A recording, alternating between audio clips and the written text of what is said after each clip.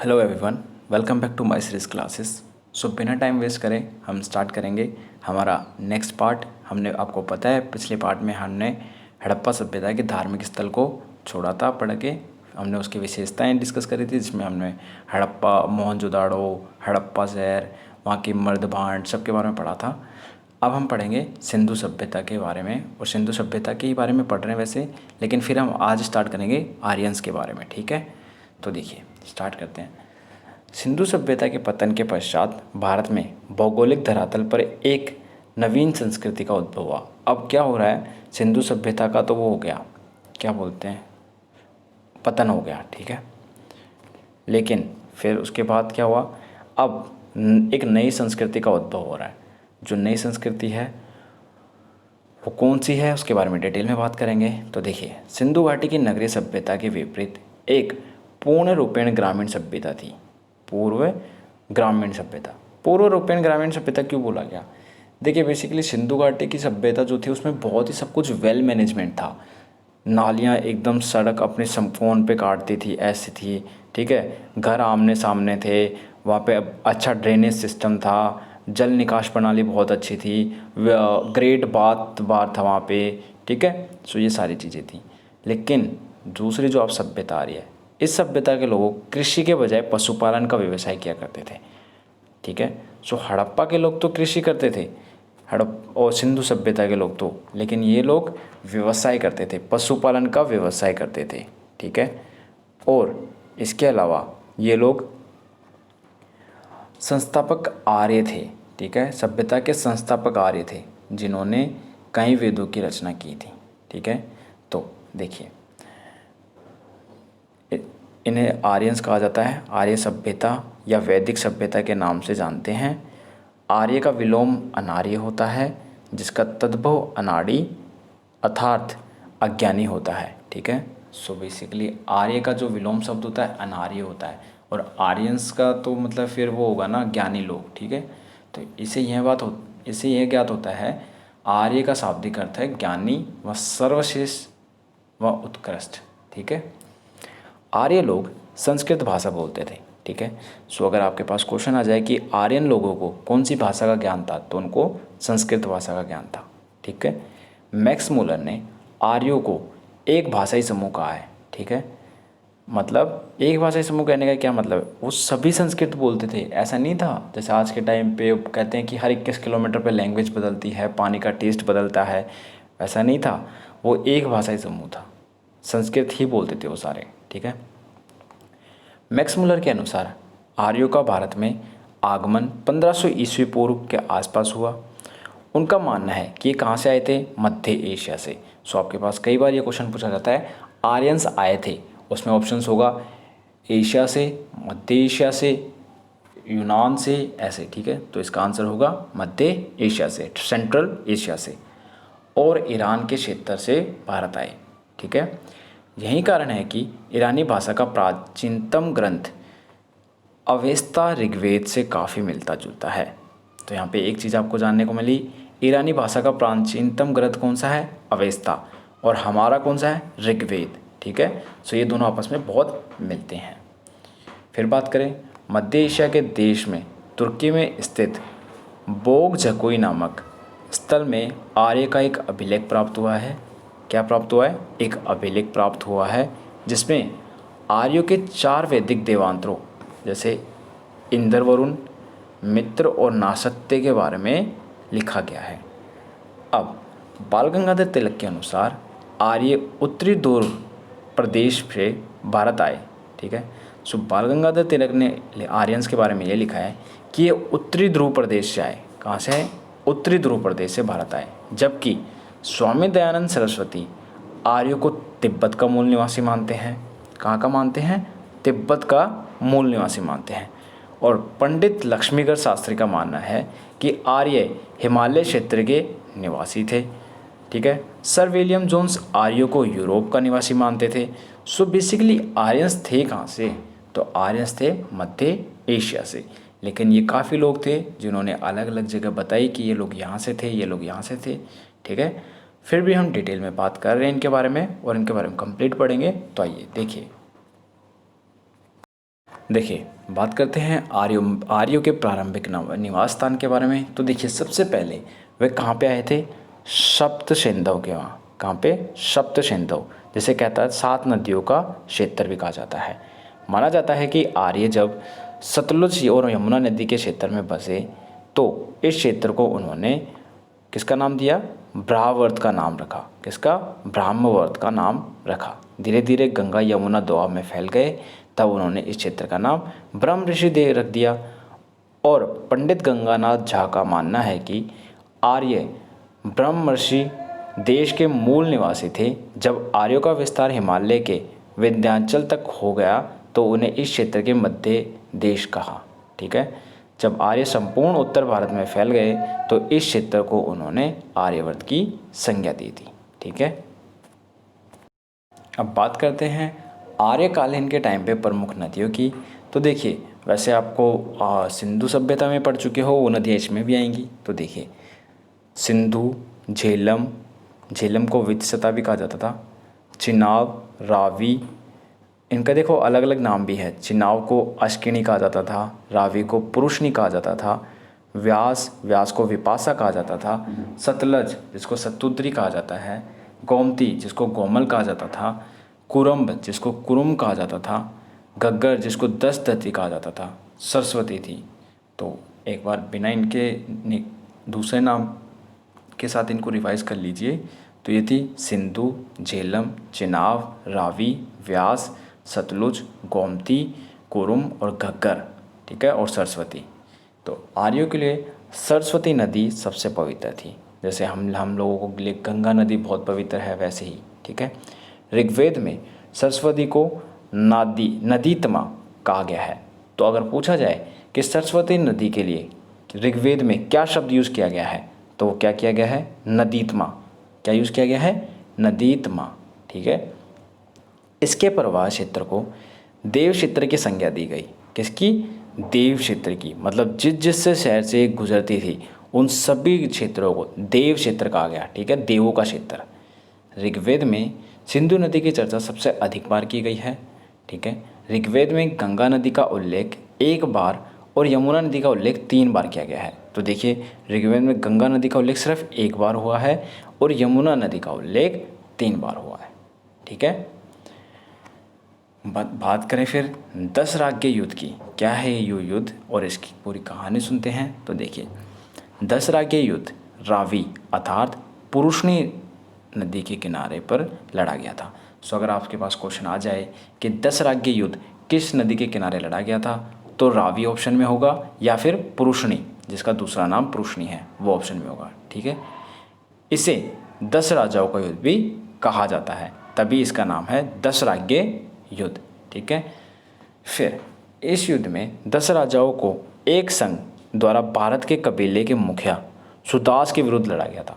देखिए, इस युद्ध 10 राजाओं के एक संघ के द्वारा 10 राजाओं के एक संघ के द्वारा भरत कबीले के मुखिया सुदास के विरुद्ध लड़ा गया था। ठीक है, सो भरत कबीले के मुखिया सुदास एक तरफ थे और 10 राजा एक तरफ थे।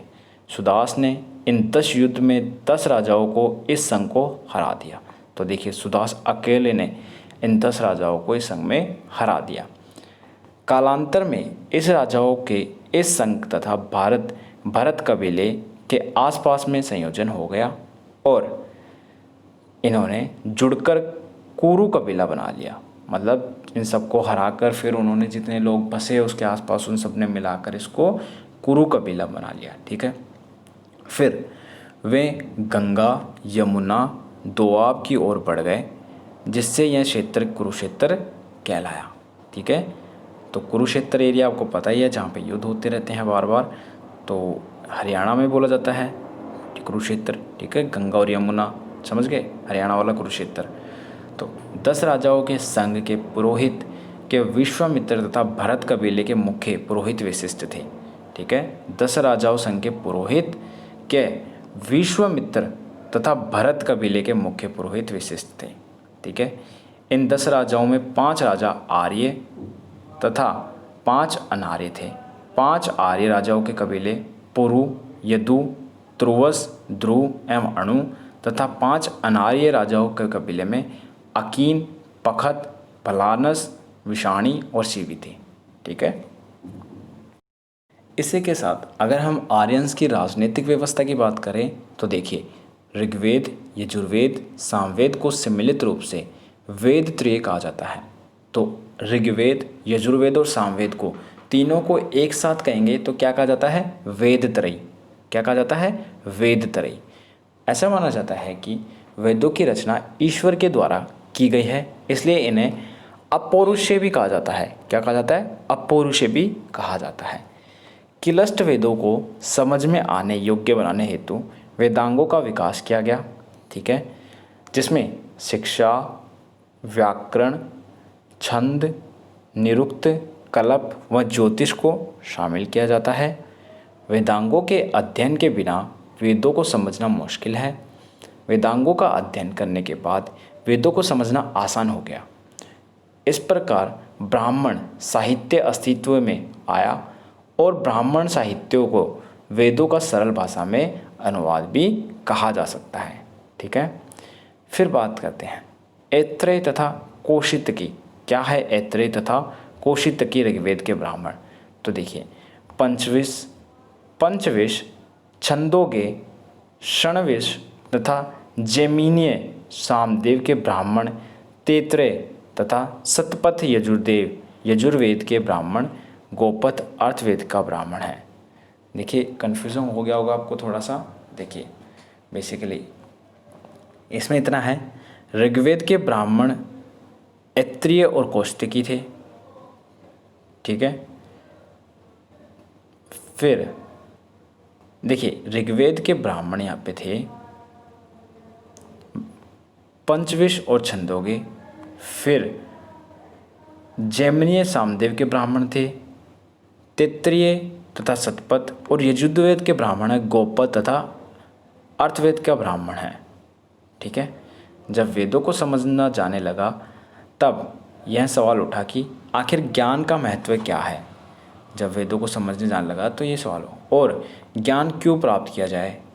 ठीक है, ज्ञान की उपयोगिता क्या है, ज्ञान प्राप्ति का उद्देश्य क्या होना चाहिए, भौतिक तथा आध्यात्मिक। इन सभी प्रश्न पर भिन्न भिन्न विचार विद्वानों ने अपने तरीके से रखे, जिससे भारतीय दर्शन का विकास हुआ। सो बेसिकली आप भी पढ़ने से पहले यही सोचते हो ना, या अपने करियर सेट करने से पहले, जैसे आपको चाहिए गवर्नमेंट जॉब या आपको यूपीएससी क्लियर करना है, तो आप ये सोचते हो ना कि क्यों करना है, किस लिए करना है। ठीक है, वैसे ही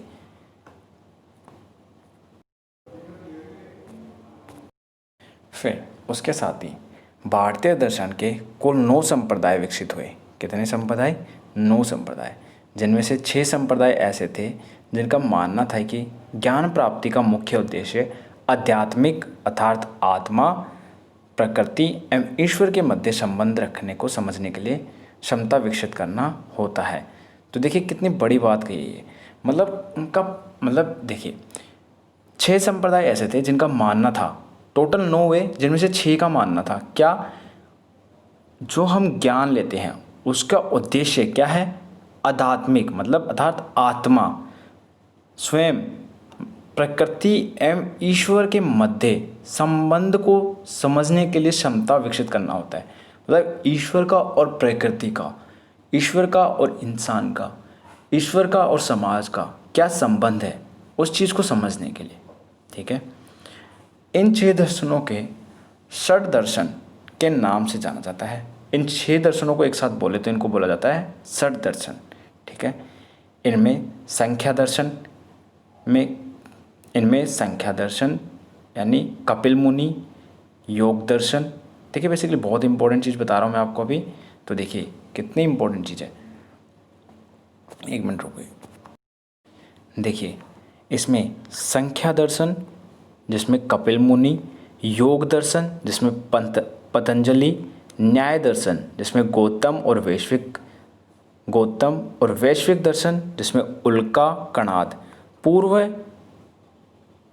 मीमांसा जिसमें जैमिनी, और उत्तर मीमांसा जिसमें वादरायण के द्वारा विकसित किया गया। ठीक है, जबकि 3 दर्शन जिनमें चार्वाक दर्शन, बौद्ध दर्शन तथा जैन दर्शन का मानना है कि ज्ञान प्राप्ति का मुख्य उद्देश्य भौतिक विकास होना चाहिए। ठीक है, ये तीनों दर्शन वेदों के ज्ञान को ज्ञान का मूल स्रोत नहीं मानते थे। ठीक है, नेक्स्ट हम इम्पोर्टेंट बात करें, वेद आ जाते हैं हमारे। अब हमें क्या पढ़ना है? वेद। तो देखिए, वेदों की कुल संख्या 4 है, ये आप सबको पता होगा। वेदों के नाम भी आप सबको पता होंगे, ऋग्वेद, यजुर्वेद, सामवेद और अथर्ववेद। ठीक है, डिटेल में बात करेंगे हम इनके। तो देखिए, सबसे पहले ऋग्वेद की बात करते हैं। ऋग्वेद यह श्लोकों का संकलन है, इसमें मतलब बहुत सारे श्लोक हैं। ठीक है, इसमें 1028 श्लोक हैं। इन्हें शुक्तियाँ भी कहा जाता है, और उन श्लोकों के क्या कहा जाता है? शुक्तियाँ। ठीक है, यह 10 भागों में बांटा हुआ है। कितने भागों में बांटा हुआ है? 10 भागों में। प्रत्येक भाग को मंडल कहते हैं। 10 मतलब 10 भागों में है तो एक भाग को मंडल कहते हैं। 2 से 7 तक मंडल प्राचीन है, 2 से 7 तक, और 1, 8, 9 और 10 मंडल नवीन है। समझ गए? 10वें मंडल के पुरुष सूक्त में चतुर्वर्ण का वर्णन किया गया है। 10वें मंडल के पुरुष सूक्त में किसका वर्णन किया गया है? चतुर्वर्ण का वर्णन किया गया है।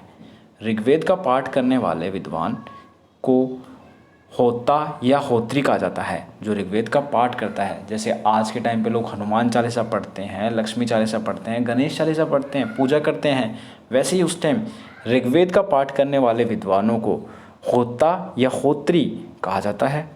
ऋग्वेद के 3रे मंडल में गायत्री महामंत्र का उल्लेख किया गया है। तो ये क्वेश्चन बहुत बार एग्जाम में आया हुआ है कि जो गायत्री महामंत्र है, जो उसका उल्लेख कहाँ, कौन से ऋग्वेद, कौन से वेद में किया गया है और कौन से भाग में या कौन से मंडल में। तो देखिए, ऋग्वेद के 3रे मंडल में सबसे पहले तो किस वेद में किया गया है? ऋग्वेद में। किस मंडल में? 3रे मंडल में गायत्री महामंत्र का उल्लेख है। यह सूर्य की पत्नी सावित्री को समर्पित है, ये भी पता होना चाहिए आपको। ठीक है, इसकी जो भाषा है वो है पदात्मक और लोपामुद्रा। घोषा, अपाला जैसी महिलाओं ने भी ऋग्वेद के मंत्रों की रचना की है। ठीक है, सो ये कुछ महिलाएं हैं, लोपामुद्रा, घोषा, अपाला जैसी महिलाएं। ठीक है, इन्होंने अपना ऋग्वेद में कंट्रीब्यूशन दिया है, मंत्र बनाए इन्होंने। ठीक है, आइए फिर बात करते हैं हम सामवेद की। तो देखिए, यह यज्ञों के अवसर, देखिए सामवेद की बात कर रहे हैं हम, यह यज्ञों के अवसर गाए जाने वाले गीतों का संकलन है। मतलब यज्ञ में जो गीत गाए जाते हैं उन गीतों का संग्रह है इसमें। ठीक है, और इसमें 1875 सूक्त हैं। कितने हैं? 1875 सूक्त हैं, जिसमें 75 को छोड़कर शेष ऋग्वेद से लिए गए हैं। समझ गए? 75 इसके हैं, बाकी सारे ऋग्वेद से लिए गए। सामवेद का प्रथम दृष्टा को व्यास के शिष्य जैमिनी को माना जाता है। ये नहीं है इम्पोर्टेंट, जिन्हें यज्ञों के अवसर पर गाया जाता है। इसे भारतीय संगीत का जनक कहते हैं। ठीक है, तो अगर आपसे पूछा जाए कि कौन से वेद को भारतीय संगीत का जनक कहा जाता है, तो आप क्या बोलोगे? सामवेद को। ठीक है, इसका संकलन करने वाले ऋषियों को उद्गात्री कहा जाता था। ठीक है, बात करते हैं यजुर्वेद की। तो देखिए, इसमें विभिन्न यज्ञों को करने की विधि बताई गई है। इसमें यज्ञों के गीत गाए जाते हैं। ठीक है, और इसमें यज्ञों को करने की विधि बताई गई है। किसमें? यजुर्वेद में। इसमें 40 मंडल तथा 2000 श्लोक हैं। 40 तो मंडल हैं और 2000 श्लोक हैं। ये 2 भागों में बांटा हुआ है। 2 भाग कौन कौन से हैं? शुक्ल यजुर्वेद और कृष्ण यजुर्वेद। देखिए, इनके साथ साथ आप नोट्स बनाते रहिएगा। ठीक है, यह वेद गद्य पद दोनों में है। इस वेद में ही सबसे पहले 2 राजसी क्रम कांडों, राजसूय तथा वाजपेय यज्ञों का वर्णन किया गया है। इसे भारतीय ज्यामिति का जनक माना जाता है। ज्यामिति बोले तो ज्योमेट्री।